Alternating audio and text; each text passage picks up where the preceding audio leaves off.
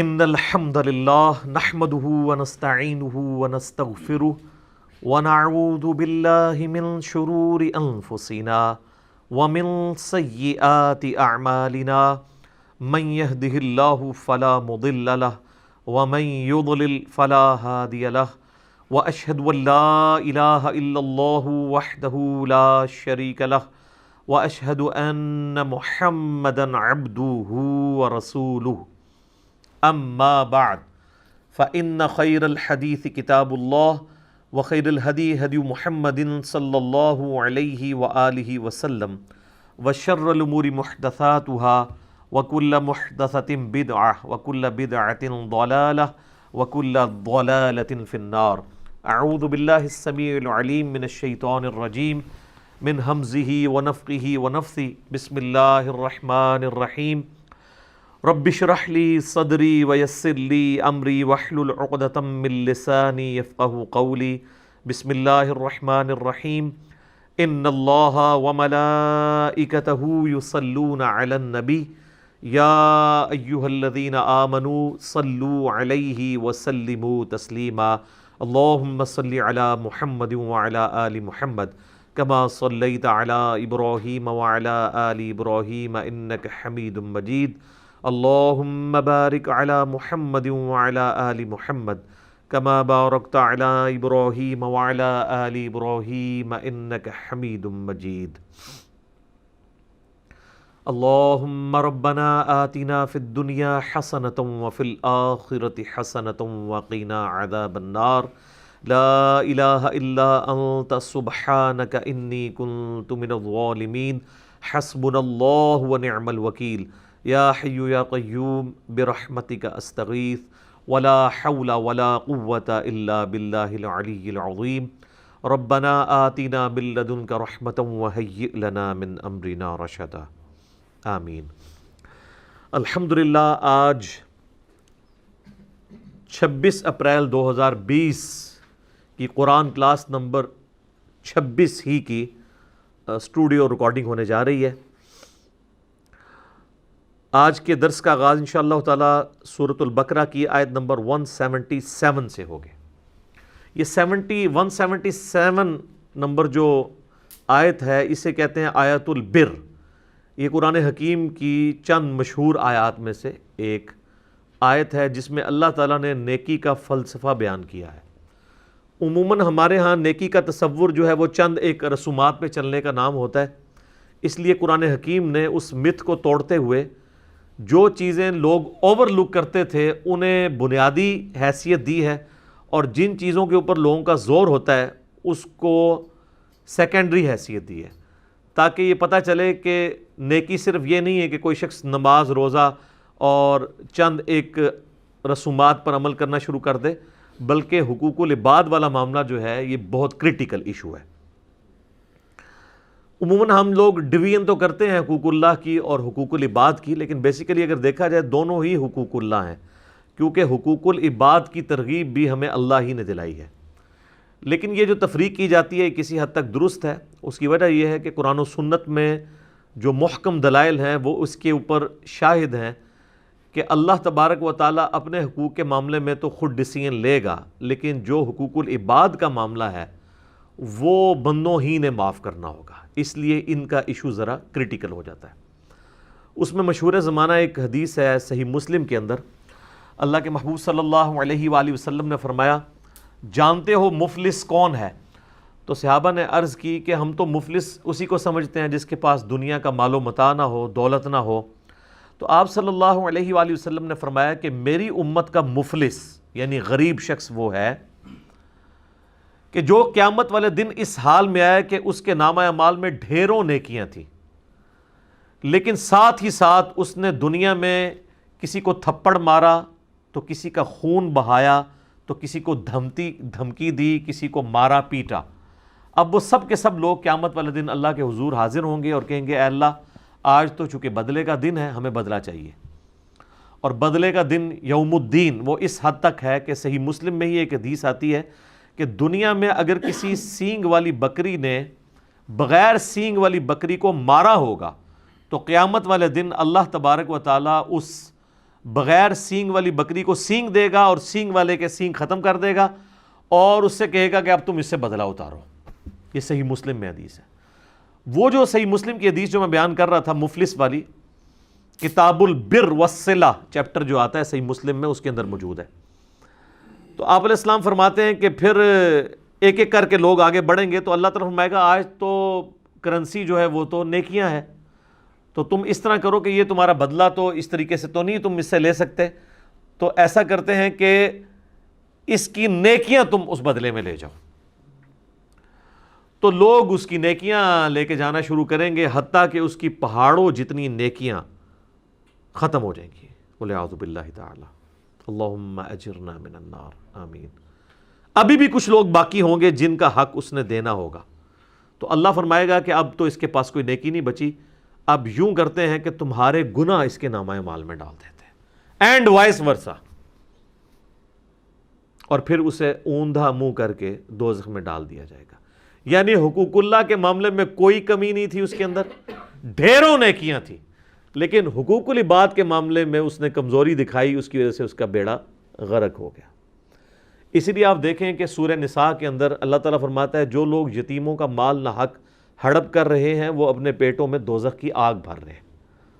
دنیا میں اس آگ کا پتہ نہیں چلے گا. دنیا میں تو چونکہ فزیکل لاز ایکٹیو ہیں، اگر آپ اپنی زبان کے اوپر انگارہ رکھیں تو جل جائے گی، حرام کا مال زبان پر رکھیں تو نہیں جلے گی. بلکہ لوگ تو کہتے ہیں حرام کھانے کا زیادہ ہی مزہ آتا ہے.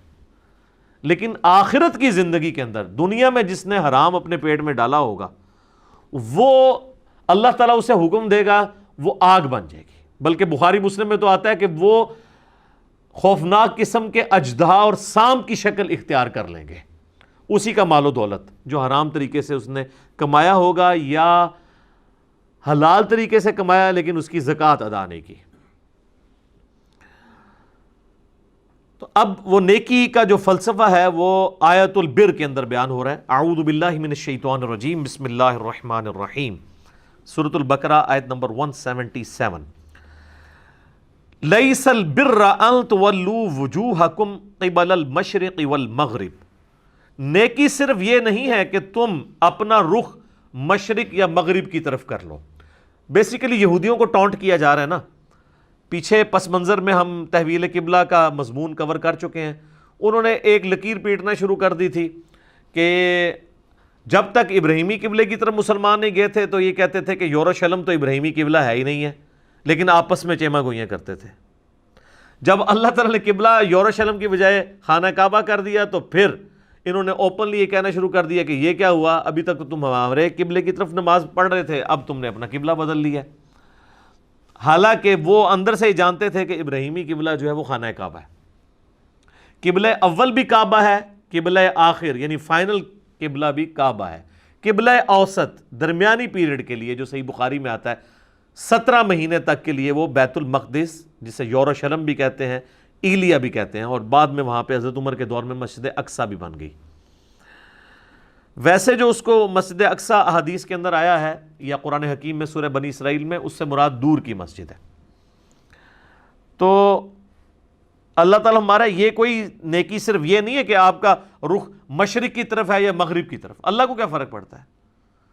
پہلے آیات گزر چکی ہیں نا کہ تم جس طرف بھی رخ کرو گے اللہ کا چہرہ پاؤ گے. اللہ کو تو فرق نہیں پڑتا. اور واقعی دنیا میں بھی آپ دیکھ لیں، یعنی ہم سب کانٹیننٹ کے لوگوں کا جو قبلہ ہے وہ مغرب کی جانب ہے، لیکن اگر آپ یورپ میں چلے جائیں، افریقہ میں چلے جائیں تو ان کا قبلہ مشرق کی جانب ہے، کیونکہ سینٹر میں آ جاتا ہے نا خانہ کعبہ شریف. تو خانہ کعبہ شریف سے جو پرلی طرف لوگ آباد ہیں وہ مشرق کی طرف منہ کرتے ہیں، جو اس طرف لوگ آباد ہیں وہ مغرب کی طرف منہ کرتے ہیں. تو اللہ کو تو فرق نہیں پڑتا. نیکی صرف یہ نہیں ہے کہ تم اپنا چہرہ مشرق یا مغرب کی طرف کرو، وَلَٰكِنَّ الْبِرَّ، بلکہ نیکی یہ ہے. اب گنتے جائیں جناب چیزیں. من آمن باللہ، جو کوئی ایمان لائے اللہ پر، والیوم الآخر، اور قیامت کے دن پر. اللہ پر ایمان لانا کافی نہیں جب تک آخرت کو نہیں مانیں گے کہ اللہ نے پوچھنا بھی ہے. ویسے تو مزے ہی مزے ہیں، اگر اللہ نے پوچھنا نہ ہو تو اللہ کو ماننے یا نہ ماننے سے کوئی فرق نہیں پڑتا. آج آپ دنیا میں کسی کو آفر دینا کہ اللہ کو مان لو تو جنت ملے گی، نہ مانو تو کچھ نہیں ہوگا. لوگ کہیں گے ٹھیک ہے جی ادھر ہی جنت بنا لیتے ہیں. اصل چیز ہے آخرت کی جواب دہی. جو ایمان لائے اللہ پر اور آخرت کے دن کی جواب دہی کے اوپر، والملائکتی اور فرشتوں پر، والکتاب اور کتابوں پر، والنبیین اور تمام انبیاء پر. یہ تو ہوگی بنیادی ایمانیات. اللہ پر ایمان، آخرت پر ایمان، فرشتوں پر ایمان، کتابوں پر ایمان اور ایمان بالرسالت. ویسے تو یہ مین 3 کیٹیگری میں فال کرتی ہیں چیزیں جو ہم کہتے ہیں عقائد ثلاثہ ہیں مسلمانوں کے: عقیدہ توحید، عقیدہ رسالت اور عقیدہ آخرت. عقیدہ توحید کے اندر ہی فرشتوں پہ ایمان بھی آتا ہے. ظاہر ہے کہ اللہ تعالیٰ نے وہ نمائندے مقرر کیے ہوئے ہیں، سب کیٹیگری میں فال کر جاتی ہیں. عقیدہ رسالت کے اندر ہی کتابوں پہ ایمان آتا ہے کیونکہ کتابیں انبیاء پہ ہی نازل ہوتی ہیں. یعنی اگر آپ بڑی بڑی 3 کیٹیگریز بنائیں نا تو تمام اسلامی عقائد انہی 3 کیٹیگریز کے اندر فال کرتے ہیں. یا وہ عقیدہ توحید سے ریلیٹڈ ہوں گے، یا عقیدہ رسالت سے، یا عقیدہ آخرت سے. اب اگر ہم عذاب قبر کی بات کریں تو یہ عقیدہ آخرت کے اندر آتا ہے کیونکہ یہ دنیا کی زندگی کے بعد کی چیز ہے. اور جتنی شریعت ہے وہ عقیدہ رسالت کے اندر فال کرتی ہے کہ نبی الاسلام نے جو پیٹرن آف لائف دیا ہے اس کے مطابق آپ نے زندگی گزارنی ہے. وَآتَ الْمَالَ عَلَى حُبِّهِ ذَوِي الْقُرْبَى وَالْيَتَامَى وَالْمَسَاكِينَ وَابْنَ السَّبِيلِ، اور مال خرچ کرنا اس کی محبت میں اپنے قریبی رشتہ داروں پر، یتیموں پر، مساکین پر اور مسافروں پر. والسائلین وفی الرقاب، اور جو غلام آزاد کرنے کے لیے اور مانگنے والوں کے لیے، جو لوگ آ جائیں خود مانگنے کے لیے ان پر خرچ کرنا، اور گردنیں چھڑانے کے لیے، غلام آزاد کرنے کے لیے. اچھا، اب یہ جو علی حبی ہی ہے نا، اس میں ہا کی ضمیر اللہ کی طرف بھی جا سکتی ہے کہ اللہ کی محبت میں کوئی شخص مال خرچ کرے اپنے رشتہ داروں پر، یتیموں پر، مسکینوں پر، مسافروں پر، اور سوال کرنے والے اور غلام چھڑانے کے لیے. اور ہا کی ضمیر جو ہے وہ مال پہ بھی جا سکتی ہے کہ مال کی محبت کے باوجود اس کی محبت میں، مال کی محبت میں ہوتے ہوئے بھی مال خرچ کرنے کے لیے تیار ہو جائے. یعنی دل میں تو ہر ایک بندے کے مال کی محبت ہے نا، اس محبت کی پرواہ نہ کرے جو مال کے ساتھ اس کا شغف ہے، مال سے محبت رکھنے کے باوجود مال اللہ کی راہ میں دے دے. تو کیا وہ ثابت کرے گا کہ مجھے اللہ کی محبت جو ہے وہ مال کی محبت سے بڑھ کر ہے؟ اب ترتیب اللہ تعالیٰ نے لگائی ہے ایسی جو پنچ کرنے والی ہے. سب سے پہلے رشتہ داروں کا نمبر، کیونکہ رشتہ داروں کو دینا یہ سب سے مشکل کام ہے. رشتہ داروں کو پھلتا پھولتا دیکھنا یہ شیطان نہیں برداشت کرنے دیتا. جتنا جیلسی فیکٹر ہے وہ رشتہ داروں کے ساتھ ہوتا ہے. یہ جتنے تعویذ دھاگے بھی آپ سنتے ہیں لوگ کرواتے ہیں وہ رشتہ دار کرواتے ہیں. باہر کے لوگوں کو کیا ضرورت ہے کسی سے جیلسی کرنے کی یا حسد کرنے کی؟ رشتہ دار. اسی لیے انسان رشتہ داروں کو اگنور بھی کر رہا ہوتا ہے. تو اللہ تعالیٰ نے پہلی ضرب یہ لگائی ہے کہ سب سے پہلے رشتہ داروں کا حق ہے.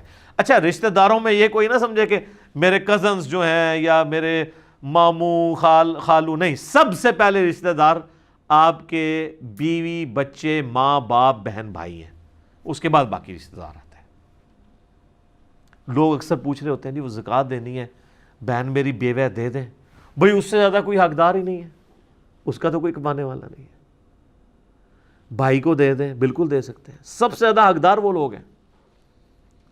اس کے بعد یتیم، ظاہر ہے یتیموں کا کوئی سرپرست نہیں ہے، مشکل ہے ان کے لیے زندگی گزارنا.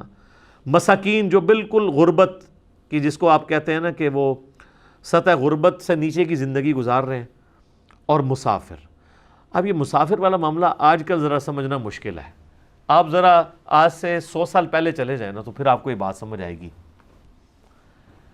کہ جو لوگ سفر پر نکلتے تھے دوسرے ملکوں کے سفر پر، اس وقت تو ملکوں کی باؤنڈریز بھی ایسا نہیں بنی تھی. آپ کو پتہ ہے یہ ملکوں کی باؤنڈریز جو ہے نا یہ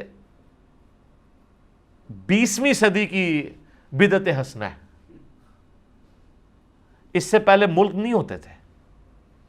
جب سلطنت عثمانیہ ٹوٹی ہے اور جنگیں عظیم ہوئی ہیں، اس کے بعد یہ ملکوں کی ڈویژن اور یہ ویزے شروع ہیں، ورنہ لوگ پہلے خانہ بدوشی کی زندگی گزارتے تھے. آج بھی اگر یہ ملکوں کی باؤنڈریز ختم کر دی جائے نا تو دنیا سے غربت ختم ہو جائے. اب کتنے ٹیلنٹڈ لوگ ہیں جن کے پاس یہ ٹیلنٹ نسل در نسل موجود ہے کہ وہ زمین میں زراعت کا کام کر سکتے ہیں, لیکن غریبوں کے پاس زمینیں نہیں ہیں. ایسے کئی لوگ ہیں. اب ایسے لوگ کئی انڈیا میں آباد ہیں, اگر وہ پاکستان میں آ جائیں, ان کو نیشنلٹی یہاں کی مل جائے, کم از کم مسلمانوں کو, ویسے تو ہندوؤں کو بھی دینے میں کوئی حرج نہیں ہے تالیف قلب کے لیے, تو یہاں پہ آ کے وہ آبادی کر سکتے ہیں, ہماری اکانومی کو بہتر کر سکتے ہیں. پاکستان کے اندر کئی علاقے ایسے موجود ہیں جہاں پہ زراعت کی جا سکتی ہے, صرف وہاں تک ایک نہر پہنچانے کی دیر ہے. تو آپ دیکھیں, یہ جب تک نہری نظام نہیں تھا پاکستان انڈیا میں بنا ہوا تو یہ اتنی ہریالی نہیں تھی یہاں پہ. اب تو آپ دیکھیں جناب, کایا پلٹ گئی ہے جب سے یہ سسٹم بنا ہے ان 100 سالوں کے اندر. آج بھی آپ دیکھ لیں دنیا رو پیٹ رہی ہے. سب سے محفوظ ترین علاقے صحت کے پوائنٹ آف ویو سے, رزق کے پوائنٹ آف ویو سے, موسم کے پوائنٹ آف ویو سے یہی ہیں. انڈیا, پاکستان, بنگلہ دیش, یہ پورا ایک ریجن. تو پہلے جو لوگ سفر اختیار کرتے تھے تو سفر میں اگر آ کے قافلے کو کسی نے لوٹ لیا تو وہ اگر نکلے ہوئے 6 مہینے کے سفر کے اوپر, ظاہر ہے کم از کم تو اتنے ہوتے تھے سفر. یہاں سے جو حج کرنے جاتے تھے 4 مہینے جانے کے لگتے تھے, 4 مہینے آنے کے. ایک حج کے موقع پہ نکلتے تھے نا تو اگلے حج کے موقع پہ وہ حج کر کے واپس آتے تھے. اس لیے تو وہ رشتہ داروں سے گلے لگ کے تو رو کے جاتے تھے, پتہ نہیں واپس آنا ہے کہ نہیں آنا, اور وہ واپس آئے نا پیچھے کو مر جائے. تو ویسے پہلے حج بڑا مشکل تھا. 4 مہینے کا سفر کدھر, اور آج 4 گھنٹے کی فلائٹ ہے اسلام آباد سے جدے کی, اور کوئی تکلیف نہیں ہے. ذرا سی آنکھ لگتی ہے تو جناب جدہ آ جاتا ہے. اور 4 مہینے آپ نے سواری پہ سفر کرنا ہے, یا اگر کوئی سپوز بحری جہاز میں بھی جاتا تھا 2 ہفتے تو لگ ہی جاتے تھے. اور اس میں کئی لوگوں کو سی سکنس ہو جاتی تھی, کیونکہ سمندر کی ایک خاص سمیل ہے مچھلیوں کی وجہ سے, وہ لوگوں کے دماغ کو چڑھ جاتی ہے. کئی لوگوں کے ساتھ ایسا ہوتا ہے وہ پورے راستے 2 ہفتے تک الٹیاں کرتے جاتے تھے. تو ایسے بھی اگر 2 ہفتے آپ کو ایک جگہ پہ قید کر دیا جائے, ابھی یہ کورونا کی وجہ سے لوگ قید ہیں, تو آپ دیکھیں کتنی مشکل زندگی ان کے لیے ہوئی ہے. تو لوگ اس طرح وہ مشکل کی تکلیف کی زندگی گزارتے تھے.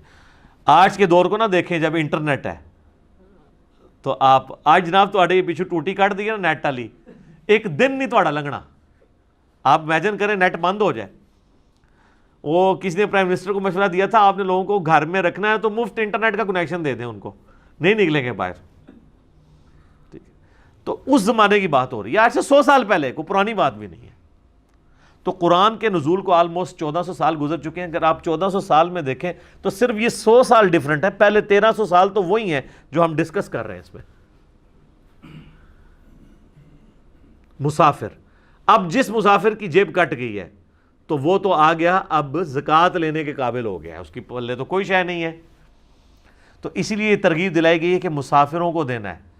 کو مسافر واقعی ضرورت مند ہو سکتا ہے, اب وہ ایزی لوڈ تو نہیں کروا سکتا گھر سے, اگر جیب کسی کی کٹ گئی ہے. تو یہ تو آج کے زمانے کی بات ہے. ایون آج بھی جن لوگوں کو ٹیکنالوجی کی خبر نہیں ہے, یا جن لوگوں کو پیچھے کوئی سپورٹ کرنے والا نہیں ہوتا, دوسرے شہروں میں آتے ہیں خریداری کے لیے, جیب کٹ گئی ہے, ان کے پاس بیچاروں کے پاس واپسی جانے کا کرایہ بھی نہیں ہوتا. جینون ایشو بھی آ جاتا ہے. بعض اوقات تو خیر لوگ ایسے ہیں جو روزانہ ہی کرایہ مانگ رہے ہوتے ہیں, وہ تو ایک پروفیشنل ہے, ان کی بات نہیں ہو رہی ہے. تو اس کا بڑا آسان طریقہ میں اکثر بتاتا ہوں کہ اگر کوئی اس طرح کا بندہ آپ کو مل جاتا ہے نا, جو کہتا ہے میں نے فلاں جگہ جانا ہے, تو اسے پیسے دینے کی بجائے نا اسے ٹرین میں یا بس میں بٹھائیں. ٹھیک ہے, تو اور ٹرین والے جہاں سے ٹکٹ لینے والا ہے اس کو بھی بتا دیں ٹکٹ واپس کرے تو پھاڑ دینا ہے اور پیسے تو نے رکھ لینے ہیں.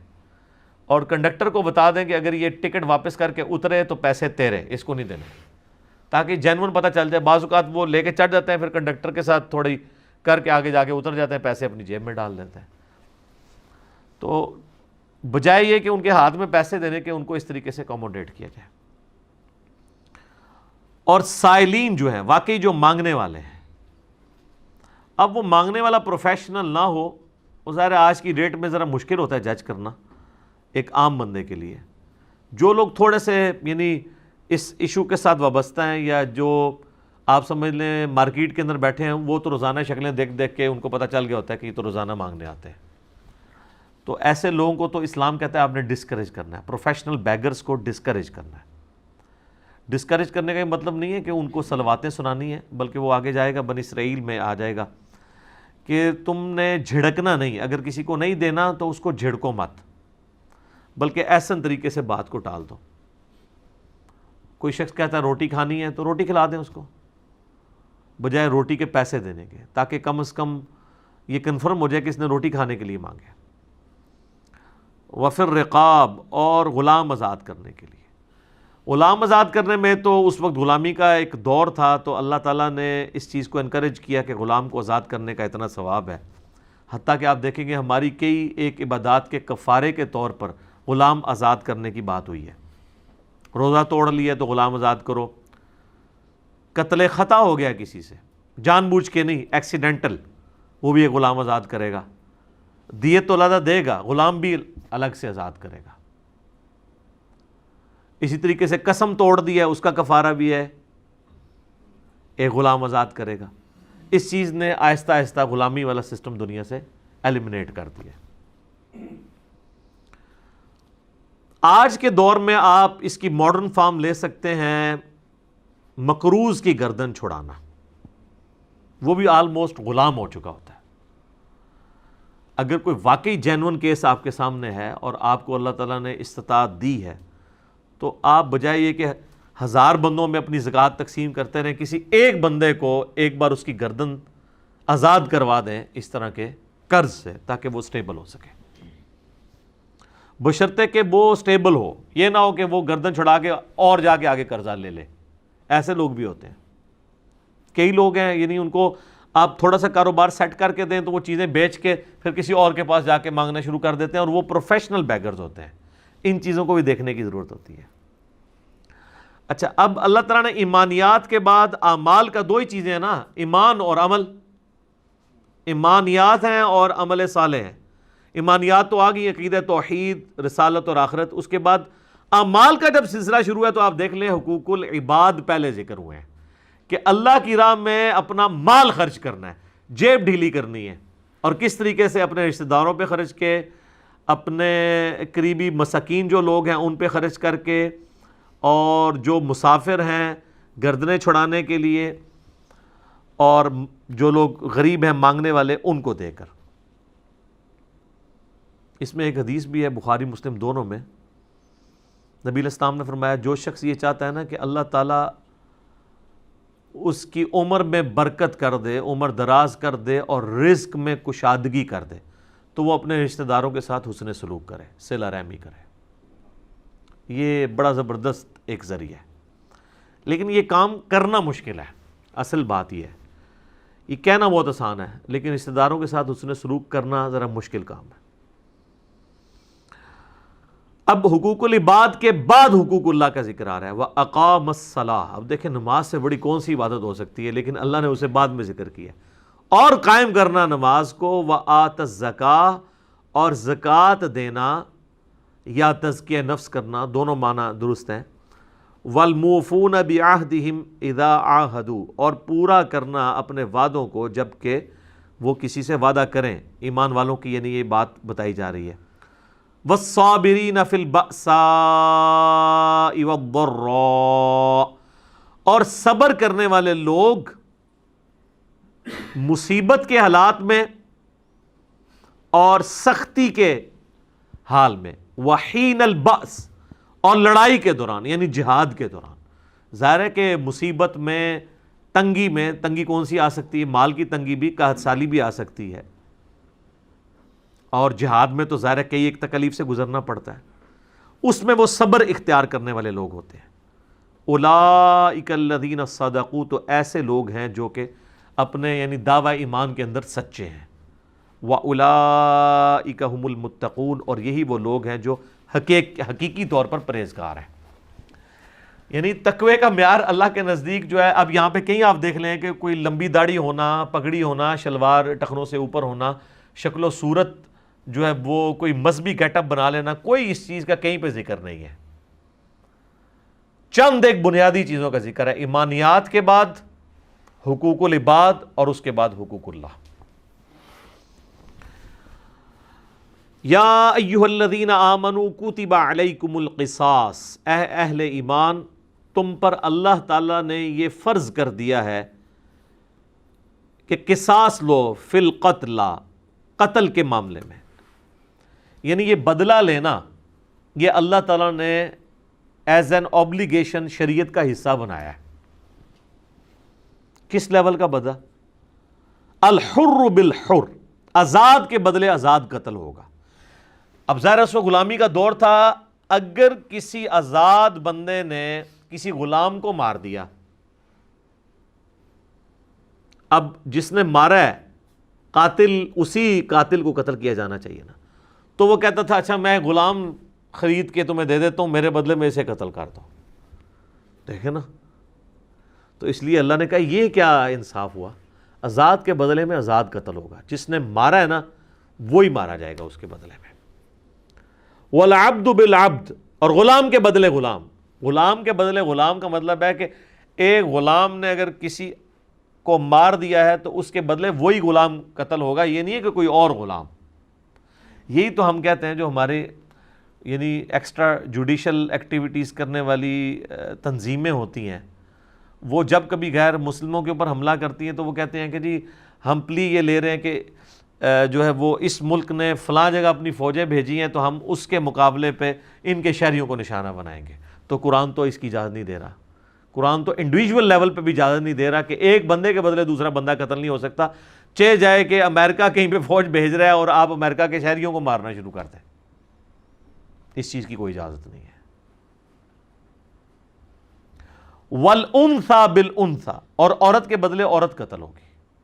یہ نہیں ہے کہ کسی کی بیوی نے کسی اور عورت کو قتل کر دیا تو اب وہ کہ اس کے بدلے میں تو چونکہ آزاد عورت ہوں تو میں ایک کوئی لونڈی خرید کے دے دیتی ہوں، تم میرے بدلے میں اسے قتل کر دو، یہ نہیں ہوگا۔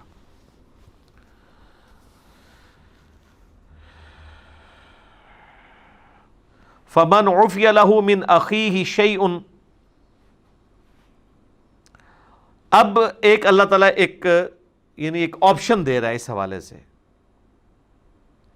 پس جس کو معاف کی جائے اس کی بھائی یعنی مقتول کے وارث کی طرف سے کوئی چیز، فَاتِّبَاعٌ بِالْمَعْرُوفِ، تو اسے چاہیے کہ وہ طلب کر سکتا ہے، مقتول کا وارث جو ہے وہ طلب کر سکتا ہے کیا؟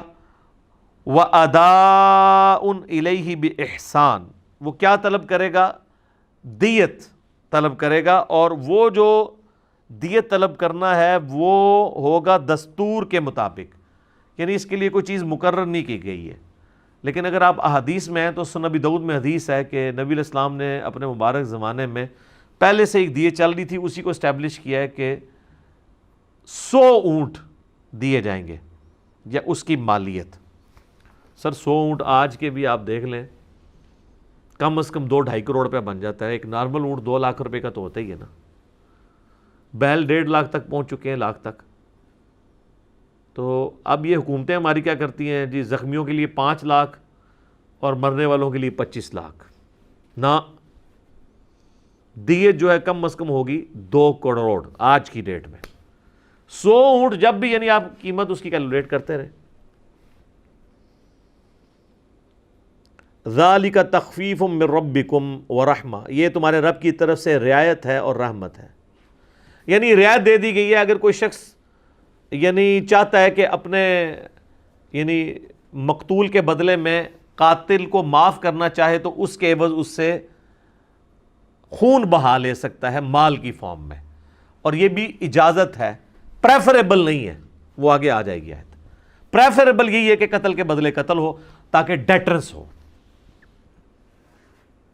تو یہ اللہ کی طرف سے ایک آسانی ہے اور رحمت ہے۔ فَمَنِ اعْتَدَىٰ بَعْدَ ذَلِكَ فَلَهُ عَذَابٌ أَلِيمٌ، تو جو کوئی زیادتی کرے اس کے بعد تو اس کے لیے ہے دردناک عذاب، وَلِعَوْذُ بِاللَّهِ تَعَالَى۔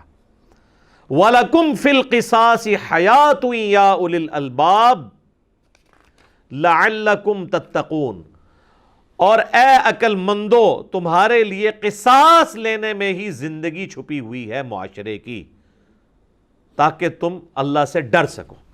یہ وہ جو بات آ گئی کہ آپشن ضرور دے دیا کہ آپ خون بہا لے سکتے ہیں، لیکن کہا کہ یہ آپشنل ہے، قتل کے مقدمے کی پیروی ہونی چاہیے اور قاتل کو مقتول کے بدلے میں ٹانگا جانا چاہیے، ورنہ تو پھر قاتل اگر دندناتے پھریں گے اس طریقے سے تو پھر معاشرے میں نار کی پھیل جائے گی۔ جس معاشرے میں احترام جان، احترام مال نہیں ہوگا، وہ معاشرہ کیسے قائم رہ سکتا ہے؟ تو کہا گیا کہ پوری انسانیت کی زندگی چھپی ہوئی ہے اس کے اندر، ظاہر ہے پوری انسانیت کی ہے۔ جب ایک آپ بے لگام لوگوں کو چھوڑ دیں گے تو معاشرہ تو پھر بنانا ریپبلکس بن جائیں گی۔ اس کا کلائمیکس تو آگے چل کے آئے گا جناب سورہ المائدہ کی آیت نمبر 32 میں، کہ جس نے ایک جان کو ناحق قتل کیا گویا اس نے پوری انسانیت کو قتل کر دیا، اور جس نے ایک جان کو بچا لیا، اس کی زندگی بچا لی، گویا پوری انسانیت کو بچا لیا۔ سورہ النساء کے اندر آئے گا کہ جو شخص بھی جان بوجھ کے کسی کو قتل کرتا ہے نا، اس کی جزا ہمیشہ کی جہنم ہے، ہمیشہ کی جہنم۔ یہ قتل کا معاملہ بڑا کرٹیکل ہے جناب۔ سنن ابی داؤد میں حدیث ہے، نبی علیہ السلام نے فرمایا اللہ تعالیٰ یا تو شرک کو معاف نہیں کرے گا، یا پھر اگر کسی مؤمن کو کسی نے ناحق قتل کیا یہ گناہ معاف نہیں کرے گا، اس کے سوا جتنے گناہ وہ چاہے گا معاف کر دے گا۔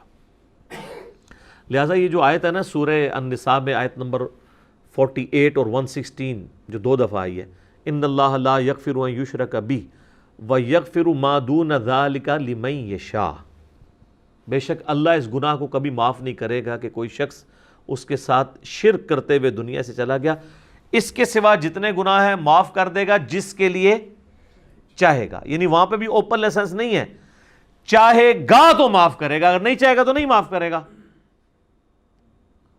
تو وہ کون سا ایسا گناہ ہو سکتا ہے کہ جو وہ نہ چاہے کہ معاف کیا جائے؟ وہ قتل ناحق ہے۔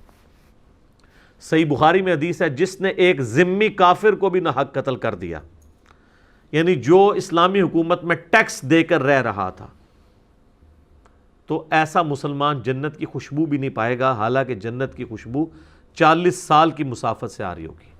یعنی قیامت کا 50,000 سال کا دن ہے قرآن میں آیا، تو اس 50,000 سال میں جب 40 سال باقی رہ جائیں گے نا تو جنت کی خوشبو آنا شروع ہو جائے گی، لیکن اس شخص کو جنت کی خوشبو بھی نہیں آئے گی جس نے کسی کافر کو ناحق قتل کر دیا کسی اسلامی حکومت کے اندر۔ بخاری اور مسلم دونوں میں حدیث ہے، قیامت والے دن سب سے پہلے جس مقدمے کا فیصلہ ہوگا وہ قتل کا مقدمہ ہے۔ جامعہ ترمذی میں حدیث ہے، نبی علیہ السلام نے فرمایا کسی شخص کا ایک مؤمن کو قتل کرنا اللہ کے نزدیک ایسا ہی ہے گویا کہ وہ پوری دنیا کو تباہ و برباد کر دے۔ ترمذی اور ابن ماجہ میں حدیث ہے، موقوفن بھی ہے اور مرفوعن بھی ہے، موقوف روایت زیادہ مضبوط ہے، کہ عبداللہ بن عمر کہتے ہیں کہ اے کعبہ تیری خوشبو بڑی اچھی ہے، لیکن ایک مومن کی دل کی حرمت اللہ کے نزدیک تجھ سے بھی زیادہ ہے۔ ابو داؤد میں حدیث ہے کہ قیامت والے دن مقتول اپنے قاتل کو پیشانی کے بالوں سے گھسیٹتا ہوا اللہ کے عرش کے قریب چلا جائے گا، اتنا وہ اللہ کے قریب ہو جائے گا اس حال میں کہ وہ مقتول اس کی رگوں سے خون بہہ رہا ہوگا، اور اس نے اپنے قاتل کو پیشانی کے بالوں سے یوں گھسیٹ رہا ہوگا اور کہے گا یا اللہ اس نے دنیا میں مجھ سے زندگی چھینی تھی، مجھے آج بدلہ چاہیے۔ ظاہر ہے سبب تو وہی بنا نا، ویسے تو انسان کی زندگی مقرر ہے جتنی ہے، لیکن جس کے تھرو ایگزیکیوٹ ہو رہی ہوتی ہے اس نے تو اس جرم میں یعنی بدلہ تو اس سے لیا جائے گا۔ اور سنن نسائی میں آگے الفاظ ہیں، وہ صحابی کہتے ہیں کہ اے حکمرانوں قتل میں کسی کی معاونت مت کرو، یعنی وہ انہوں نے اسپیسیفکلی حکمرانوں کو یہ بات سنائی ہے کیونکہ حکمرانوں کے دماغ میں زیادہ کیڑا ہوتا ہے نا کہ اپنے سے اختلاف کرنے والوں کو قتل کروا دینا، جس طرح آل امیہ آل عباس کرتے رہے۔ آج تو بڑا مبارک دور ہے، آج کل تو یعنی آپ پرائم منسٹر کو گالیاں بھی نکالتے رہتے ہیں تو وہ کوئی نہیں مارا جاتا بندہ، لیکن جب بادشاہت کا دور تھا اس وقت تو وہ اختلاف رائے پہ بھی قتل کر دیتے تھے۔ تو قتل کے اوپر معاونت نہ کرو، یعنی جو حکمران ہیں ان سے پوچھا جائے گا ایکسٹرا جوڈیشل کلنگ، ماورائے عدالت قتل کے اوپر، یہ بہت سینسٹیو ایشو ہے، لوگ اسے بڑا ہلکا جان رہے ہوتے ہیں، لیکن اللہ تعالیٰ کے حضور یہ بہت ہی سخت معاملہ ہے۔ بولے اعوذ باللہ تعالی، اللہ تعالیٰ ہمیں محفوظ رکھے اس معاملے میں، آمین ثم آمین۔ کتب علیکم اذا حضر احدکم الموت، تم پر یہ بھی فرض کیا گیا ہے کہ جب تم میں سے کوئی شخص نزع کے عالم میں ہو، موت آ دھمکے اس پر، ان ترک خیرا الوصیۃ للوالدین، کہ وہ وصیت کر دے اپنے مال میں سے اپنے والدین کے لیے، والاقربین اور قریبی رشتہ داروں کے لیے، بالمعروف معروف طریقے سے، انصاف کے ساتھ، حقا علی المتقین، یہ پرہیزگاروں پر اللہ کی طرف سے حق ہے۔ یہ سورہ البقرہ کی آیت نمبر 180 میں مرنے سے پہلے وصیت کرنا ضروری قرار دیا گیا، لیکن یہ آیت منسوخ ہے۔ اس کو منسوخ کیا ہے سورہ النساء میں وراثت کی احکامات نے۔ اس وقت تک اللہ تعالیٰ نے چونکہ وراثت کے احکام نازل نہیں کیے تھے، وراثت کے جب احکام نازل ہوئے ہیں تو اللہ تعالیٰ نے خود ہی پھر حصہ مقرر کر دیا ہے کہ ماں باپ کو 1/6 حصہ ملے گا، بیوی کو 1/8 ملے گا، اور ماں باپ اور بیوی کا حصہ جو ہے وہ اوورال مال میں سے نکلے گا، اور جو باقی بچ جائے گا اس کو اس طرح ڈیوائیڈ کیا جائے گا کہ ہر بیٹے کو 2 حصے ملیں اور بیٹی کو 1۔ یہ ایک جنرل رول ہے۔ پھر آگے اس میں کئی ایک اور آگے کرولریز کے طور پہ چیزیں آتی ہیں مختلف سچویشن میں۔ تو اس سے پہلے یہ وصیت کرنا ضروری تھا۔ فَمَن بَدَّلَهُ بَعْدَ مَا سَمِعَهُ فَإِنَّمَا إِثْمُهُ عَلَى الَّذِينَ يُبَدِّلُونَ، تو جو کوئی وصیت کو بدل دے سن لینے کے بعد، ظاہر ہے کہ ریٹن میں ہو تو سب سے بہتر ہے، ورنہ لوگ موت کے وقت لوگوں کو گواہ کر دیتے تھے کہ میں یہ کر رہا ہوں، تو اس وقت زبانی کلامی بھی، یہ آج والا معاملہ نہیں ہے کہ لوگ لکھ کے بھی مکر جاتے ہیں، اس وقت تو زبانی بات بھی جو ہوتی تھی وہ کہا جاتا تھا مرد کی زبان ہے، وہ واقعی مرد کی زبان ہوتی تھی، پتھر پہ لکیر۔ تو اللہ تعالیٰ مارا ہے کہ مرنے کے بعد اگر کسی شخص نے، یعنی کسی کمیونٹی نے، اس کے رشتہ داروں نے مرنے والے کی وصیت کو بدل دیا تو اس کا گناہ ان کے اوپر ہوگا۔ مرنے والے کا کوئی قصور نہیں، اس نے تو اپنا حق ادا کر دیا۔ ان اللہ سمیع علیم، بے شک اللہ تعالیٰ سننے والا اور علم والا ہے۔ لیکن ساتھ ہی اللہ تعالیٰ نے ایک اس میں چیز ہائی لائٹ کر دی ہے، یہ بھی ہو سکتا ہے کہ جو وصیت کرنے والا ہے وہ زیادتی کر جائے، یعنی کوئی آخری وقت میں اس کا کوئی موڈ آف تھا، ایک بچے کو اس نے محروم ہی کر دیا۔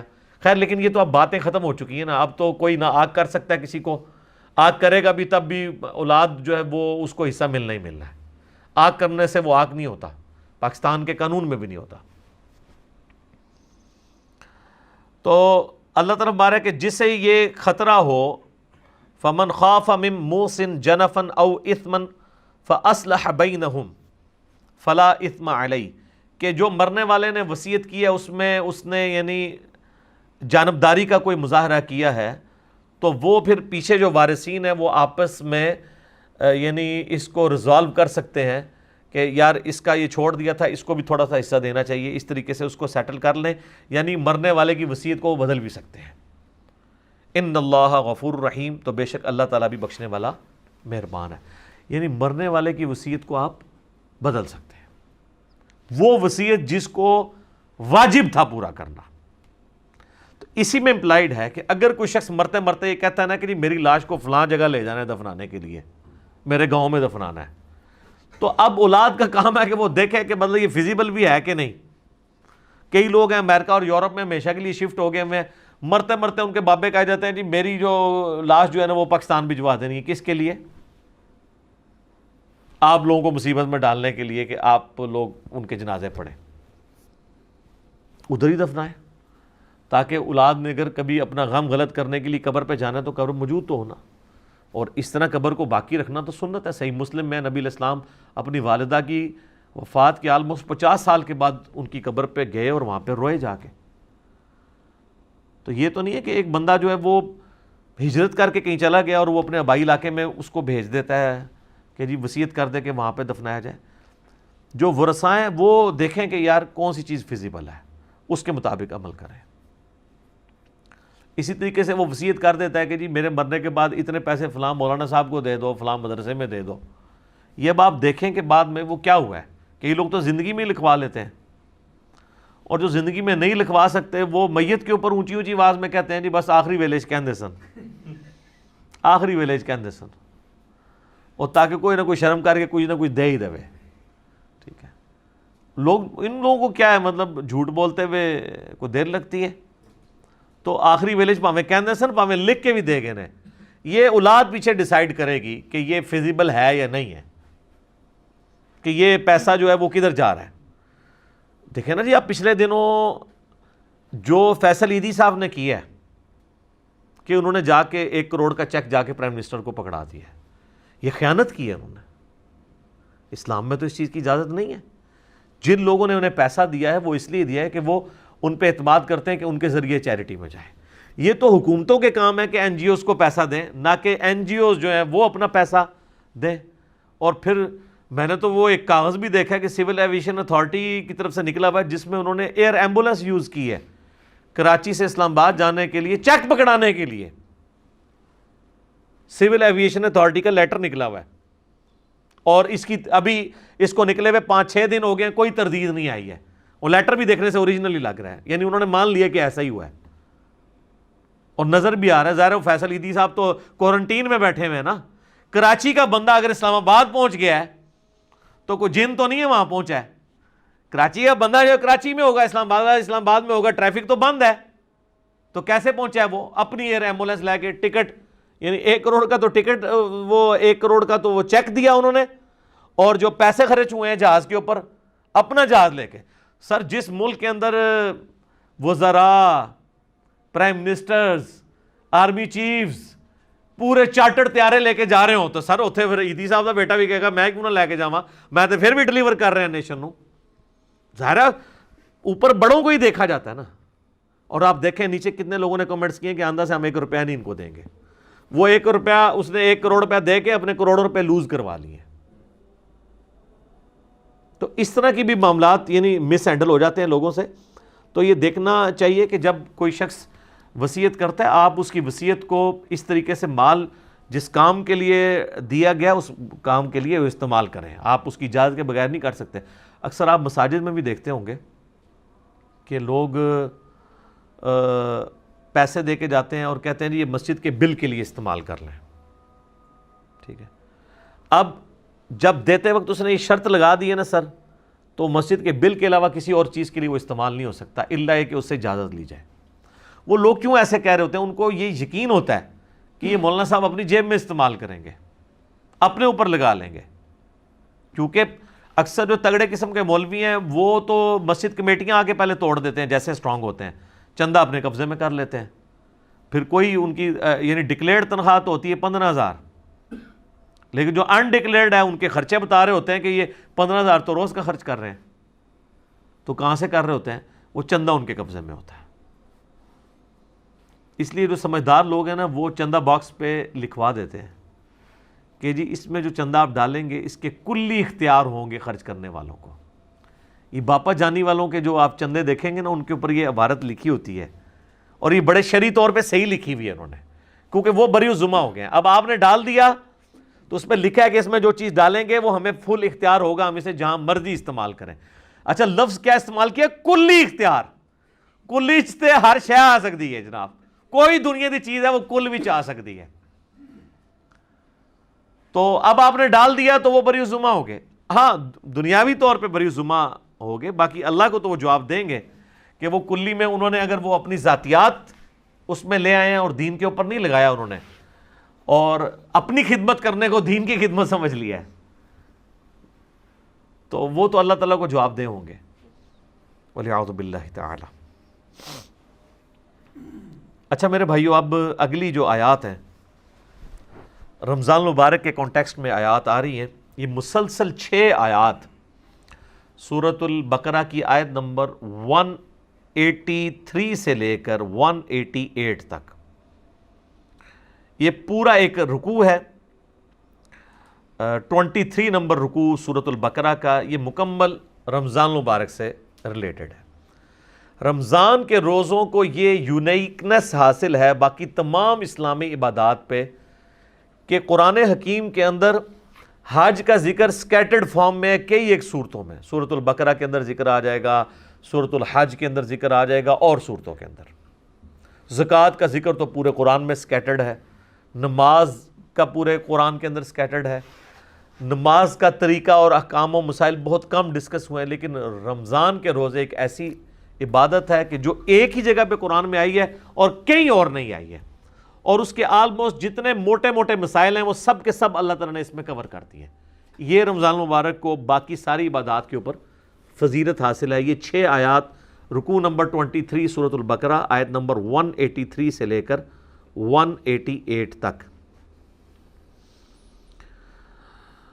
یا ایھا الذین آمنوا کتب علیکم الصیام، اے اہل ایمان تم پر روزے فرض کر دیے گئے ہیں، کما کتب علی الذین من قبلکم لعلکم تتقون، جیسا کہ تم سے اگلی امتیں جو گزر چکی ہیں، جو تم سے پہلے گزر چکی ہیں، ان پر فرض کیے گئے تھے تاکہ تم تقوی کی روش اختیار کر سکو۔ رمضان شریف کی آلموسٹ آمد ہے 1441 ہجری میں، اور یہ اللہ کی طرف سے کرامت ہوئی ہے کہ شعبان کے آخری عشرے میں ہماری یہ آیات الحمدللہ رمضان المبارک سے ریلیٹڈ آئی ہیں۔ رمضان المبارک کے جتنے بھی احکامات ہیں کتاب و سنت کی روشنی میں نے بڑی ڈیٹیل کے ساتھ ان کے اوپر ایک لیکچر ریکارڈ کروا دیا ہے، جو کہ آلموسٹ 5 نشستوں میں ہے۔ مسئلہ number 53A B C D اور E، اور ہر نشست آلموسٹ 1.5 گھنٹے کی ہے، جس میں رمضان شریف سے ریلیٹڈ ہر چیز کور کی گئی ہے جو کوئی پوچھ سکتا ہے۔ وہ کلپس بھی میں نے بھائیوں کو بتا دیا ہے، وہ وقتاً فوقتاً رمضان شریف کے پہلے عشرے میں ہی آلموسٹ سارے کے سارے کور کر لیں گے ہم۔ سورۃ البقرہ کا یہ رکوع بھی اس میں کور ہوگا، اس کے بعد بخاری مسلم کی روشنی میں 17 صحیح الاسناد احادیث، اور جو سحری کے افطاری کے احکام و مسائل ہیں، اسی طریقے سے عورتوں کے روزے کی رخصت کیا ہے، مسافر کے روزے کی رخصت کیا ہے، قضاء کا اور کفارے کا کیا معاملہ ہے، مریض سے ریلیٹڈ کیا چیزیں ہیں، ٹیکہ لگانے سے روزہ ٹوٹتا ہے نہیں ٹوٹتا، جتنے بھی جدید اور قدیم فقہی احکام و مسائل ہیں آلموسٹ 40 کے قریب ہیں جو اس میں ہم نے کور کیے ہیں۔ ایک ایک حدیث کا انٹرنیشنل نمبر اس میں بتایا ہے، تو وہ انشاءاللہ ہمارے یوٹیوب چینل کے اوپر تو آلریڈی اپلوڈڈ ہیں، دوسرے جو ہمارے ان آفیشیل یوٹیوب چینلز ہیں ان کے اوپر سے خصوصاً مسلم اونلی سے وہ انشاءاللہ اپلوڈ ہوں گے، اور ہمارے فیس بک جو ہے انجینئر محمد علی مرزا اس کے اوپر یہ انشاءاللہ تعالیٰ ساتھ ساتھ اپلوڈ ہوں گے۔ آپ کو واٹس ایپ گروپس میں بھی انشاءاللہ تعالیٰ وہ کلپس آنا شروع ہو جائیں گے انشاءاللہ تعالیٰ۔ حصول برکت کے لیے میں 2-3 حدیثیں بیان کر دیتا ہوں۔ بخاری اور مسلم دونوں کی حدیث ہے کہ نبی صلی اللہ علیہ وآلہ وسلم نے فرمایا جب رمضان کا مہینہ آتا ہے تو اللہ تعالیٰ جنت کے دروازوں کو کھول دیتا ہے اور جہنم کے دروازوں کو بند کر دیتا ہے، اور سرکش شیاطین کو قید کر دیتا ہے۔ تمام شیاطین نہیں، سرکش شیاطین۔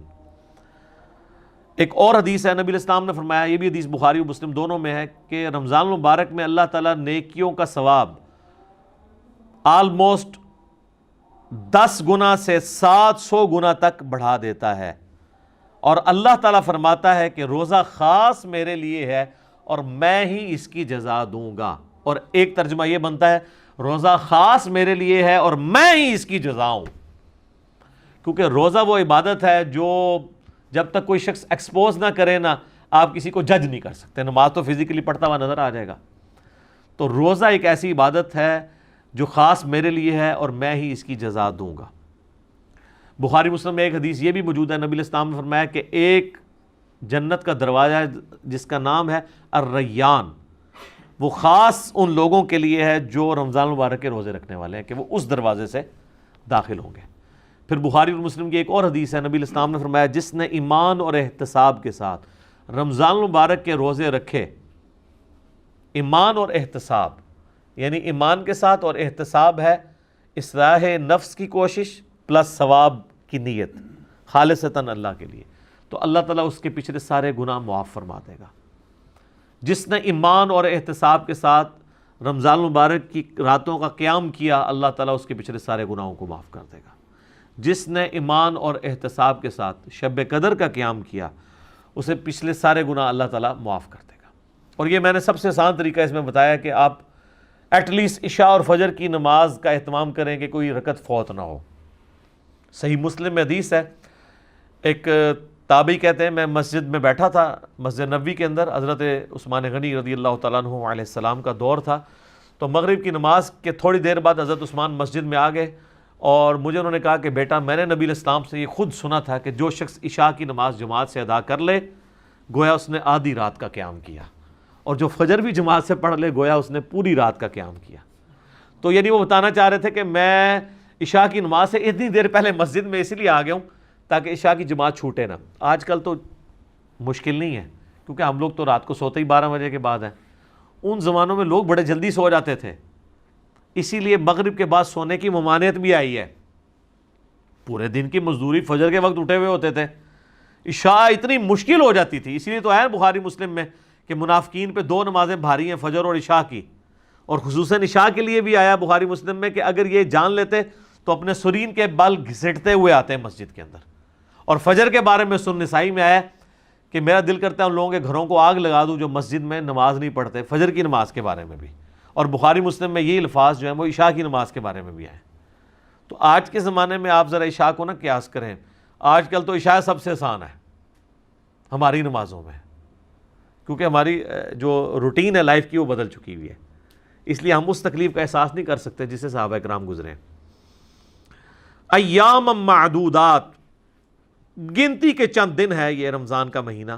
فمن کان منکم مریضا، اور اس میں بھی اگر تم میں سے کوئی مریض ہو، او علی سفر، یا وہ سفر پر ہو، فعدۃ من ایام اخر، تو وہ اپنی گنتی کو باقی دنوں میں پورا کر سکتا ہے۔ مسافر اور مریض وہ روزہ چھوڑ سکتا ہے، چاہے وہ جو مرضی حالت ہو، یعنی یہ نہیں کوئی کہہ سکتا کہ جی سفر بڑا آسان ہے، نہیں، سفر میں رکھنے کی اجازت ہے، بخاری مسلم میں حدیث ہے، نبی علیہ السلام نے اسے ڈسکریج کیا ہے، لیکن جب صحابہ نے پوچھا یا رسول اللہ ہم رکھ لیں تو فرمایا ہو جائے گا روزہ، لیکن پریفریبل نہیں ہے کہ رکھا جائے، دوسرے دنوں میں گنتی پوری کر دی جائے۔ اور مریض ہی میں سنن ابی داؤد ترمذی ابن ماجہ میں حدیث آتی ہے کہ نبی علیہ السلام نے مریض کو اور پریگننٹ عورت کو اور دودھ پلانے والی عورت کو بھی روزے مؤخر کرنے کی اجازت دی ہے۔ لیکن اگر کوئی ایسا مریض ہے جس کی اب صحت مند ہونے کی امید نہیں ہے، یا مرض کی وجہ سے روزے اتنے زیادہ ہو چکے ہیں کہ ان کی قضا دینا مشکل ہے، تو پھر فدیہ دے دے۔ اسی میں وہ عورت بھی شامل ہے کہ جس نے کافی زیادہ، اب ظاہر ہے ایک عورت پریگننٹ تھی، پھر اس کے بعد 2 سال دودھ پلاتی رہی اور پھر اس طرح اس کا سلسلہ 8-9 سال گزر گئے، تو اس پہ تردد ہے، تو وہ صرف فدیہ دے لے۔ اس میں سیدنا ابو ہریرہ کا قول ہے سنن کبریٰ البیہقی میں کہ آپ نے جو یہ روزوں کی قضا دینی ہے یہ اگلے رمضان سے پہلے دینی ہے، اگر اگلا رمضان آ گیا تو پھر اب آپ فدیہ بھی دیں گے اور ایک روزے کی بدلے ایک روزے کی قضا بھی کریں گے۔ اگر یعنی وہ رمضان سے اگلا رمضان آ گیا، پھر ظاہر ہے اس رمضان کے بعد آپ قضا دیں گے نا۔ تو یہ اس میں احکام و مسائل ہیں، باقی مسئلہ 53A B C D E آپ دیکھ سکتے ہیں، میں نے ڈیٹیل کے ساتھ بتایا۔ وَعَلَى الَّذِينَ يُطِيقُونَهُ فِدْيَةٌ طَعَامُ مِسْكِينٍ، اور وہ لوگ جو بڑی مشکل سے ہی ادا کر سکتے ہیں روزہ، بڑی مشکل سے وہ طاقت رکھتے ہیں، تو وہ فدیہ دے دیں مساکین کو۔ فَمَن تَطَوَّعَ خَيْرًا فَهُوَ خَيْرٌ لَهُ، اور جو کوئی خوشی سے زیادہ نیکی کمانا چاہے، یعنی بعد میں روزہ بھی رکھ لے، اگر فدیہ بھی دیا تھا بعد میں اس کی صحت ٹھیک ہوگی روزہ بھی رکھ لے، تو وہ اللہ تعالیٰ کی طرف سے اجازت ہے۔ وَأَن تَصُومُوا، اور دیکھو اگر تم روزہ رکھو تو خیر لکم، اسی میں زیادہ اللہ کے نزدیک تمہارے لیے بہتری ہے، ان کنتم تعلمون، اگر تم جانتے ہو۔ اچھا، یہ جو آیت ہے نا، اس کے بارے میں صحابہ کے 2 موقف ہیں۔ صحیح بخاری میں 2 موقف امام بخاری نے نقل کیے ہیں۔ ایک صحابہ کا گروہ یہ کہتا ہے یہ آیت منسوخ ہے، پہلے یہ اجازت تھی کہ ایک صحت مند بندہ بھی روزے کے بدلے فدیہ دے سکتا تھا، چاہے روزہ رکھ لے چاہے فدیہ، جبکہ عبداللہ بن عباس رضی اللہ تعالیٰ عنہ کہتے ہیں یہ آیت منسوخ نہیں ہے، بلکہ یہ آیت آج بھی باقی ہے ایسے لوگوں کے لیے جو ایسے مریض ہیں جو بڑی مشکل سے روزے پر قادر ہوتے ہیں کہ وہ فدیہ دے لیں۔ صحت مند بندے کے لیے اپلائی نہیں ہوتی، اس کے اعتبار سے تو منسوخ تصور کی جائے گی، لیکن یہ آج بھی اس کا حکم باقی ہے۔ پھر امام بخاری باقاعدہ لے کے ہیں کہ انس ابن مالک، آپ کو پتہ ہے 110 سال کی عمر میں فوت ہوئے ہیں جی، 8 سال کی عمر میں حضور کے پاس آئے ہیں اور 10 سال آپ کو وضو کرواتے رہے ہیں۔ ان کی عمر 18 سال تھی تو نبی علیہ السلام دنیا سے چلے گئے۔ ہم صحابہ کے بارے میں سوچتے ہیں تو سمجھتے ہیں کچھ چٹی چٹی داڑھی والے ہوں گے، 18 سال حضور کی وفات کے وقت۔ ابن عباس کہتے ہیں میری عمر 13 سال تھی جب دنیا سے نبی علیہ السلام چلے گئے۔ اتنے بڑے فقیہ۔ عبداللہ بن عمر 22 سال کے تھے، حضور فوت ہو گئے۔ یہ آپ کو جتنا کچھ پتا چلتا ہے نا، یہ نبی علیہ السلام کی مبارک زندگی کے بعد کے ان کے کارنامے ہیں۔ اس وقت تو بالکل وہ سمجھ لیں کہ نوجوان اور بچے ہی تھے۔ تو انس بن مالک کے بارے میں امام بخاری نقل کیا، جب وہ بوڑھے ہو گئے نا تو روزہ نہیں رکھ سکتے تھے، تو وہ روزانہ ایک مسکین کو بلا کے گوشت کے ساتھ اس کو ایک وقت کا کھانا کھلایا کرتے تھے۔ اچھا، حنفیوں نے 2 وقت کا کھانا رکھا ہے، لیکن قرآن کا اسلوب اس کو سپورٹ نہیں کرتا۔ اس میں ہے کہ مسکین کو کھانا کھلاؤ، تو کھانا کھلانا ایک ٹائم کا ہی کھانا ہوگا، 2 وقت کا نہیں، یہ لاجیکلی نہیں بنتا۔ تو یعنی انس بن مالک رضی اللہ تعالیٰ عنہ خود چاہے وہ دال کھاتے ہوں، مسکین کو جو ہے نا وہ اللہ کے لیے، لن تنالوا البر حتی تنفقوا مما تحبون، تم نیکی کے اعلیٰ ترین درجے کو نہیں پہنچ سکتے جب تک کہ اپنی پسندیدہ چیزیں اللہ کی راہ میں خرچ نہ کر دو۔ انس بن مالک مسکینوں کو کھانا کھلاتے تھے گوشت کے ساتھ۔ اجتہاداً امت نے اس پہ اجماع کیا کہ اگر کوئی کھانا نہیں کھلا سکتا تو ایک وقت کے کھانے کا فدیہ کسی مسکین کو دے دیں۔ اور یہ بھی ہو سکتا ہے کہ آپ کسی مسکین فیملی کو، غریب فیملی کو پورے مہینے کا اپنے جو روزہ، جس طرح شوگر کے مریض ہیں، وہ بے شک جنگ بھی ہیں، وہ تو کبھی بھی قدرت نہیں رکھ پائیں گے، ان کے لیے مشکل ہو جاتا ہے، تو وہ ہر سال فدیہ دے دیں۔ بوڑھے لوگ ہیں، 80 پلس ہیں، 90 پلس ہیں، ان کے لیے روزہ رکھنا مشکل ہو جاتا ہے، تو وہ 30 روزوں کا فدیہ نکال لیں، جو ایک وقت کا کھانا بنتا ہے، جو ایوریج جتنا وہ کھانا جس سٹیٹس کا کھاتے ہیں، یعنی وہ اگر 200 روپیہ والا کھاتے ہیں تو 200 روپے کے حساب سے دیتے ہیں، 300 والا کھاتے ہیں 300 کے اعتبار سے۔ اور جو لوگ باہر کے ملکوں میں آباد ہیں نا، تو وہ اپنے ملکوں کا حساب لگائیں گے۔ یہ نہیں ہے کہ وہ خود امریکہ اور یورپ میں کھا رہے ہیں اور جب فدیے کی باری آئے تو پاکستان میں پاکستانی حساب سے فدیہ دے رہے ہیں، ان کا فدیہ نہیں ادا ہوگا، کیونکہ یہ ساری چیزیں بالمعروف ہوتی ہیں، جہاں پہ آپ رہ رہے ہوتے ہیں اس کے اعتبار سے یہ کنسیڈر کی جاتی ہیں چیزیں۔ تو وہ فدیہ آپ دے سکتے ہیں، اور اگر کوئی روزہ رکھ سکتا ہے تو پھر وہ روزہ رکھے گا، پھر اس کا فدیہ ایکسیپٹیبل نہیں ہوگا، لیکن یہ ہر شخص نے خود ڈیسائیڈ کرنا ہے۔ باقی اس میں کئی ایک احکام و مسائل ہیں جو آج ٹائم اب باقی نہیں رہا، ورنہ میں اس کو ڈسکس کرتا۔ بقیہ کی انشاءاللہ آیات ہم اگلے درس میں کریں گے، اور اگلا درس ہمارا انشاءاللہ رمضان المبارک 1441 ہجری ہی میں آ رہا ہوگا۔ اللہ تعالیٰ سے دعا ہے جو حق بات میں نے کہی اللہ تعالیٰ ہمارے دلوں میں راسخ فرمائے، اگر جذبات میں میرے منہ سے کوئی غلط بات نکل گئی تو اللہ تعالیٰ ہمارے دلوں سے ہی محو کر دے، ہمیں معاف بھی فرما دے، ہمیں کتاب و سنت کی تعلیمات پر عمل کر کے دوسرے بھائیوں تک پہنچانے کی توفیق عطا فرمائے۔ سبحانک اللہم و بحمدک، اشہد ان لا الہ الا انت، استغفرک و اتوب الیک، وما علینا الا البلاغ المبین۔ جزاکم اللہ خیرا۔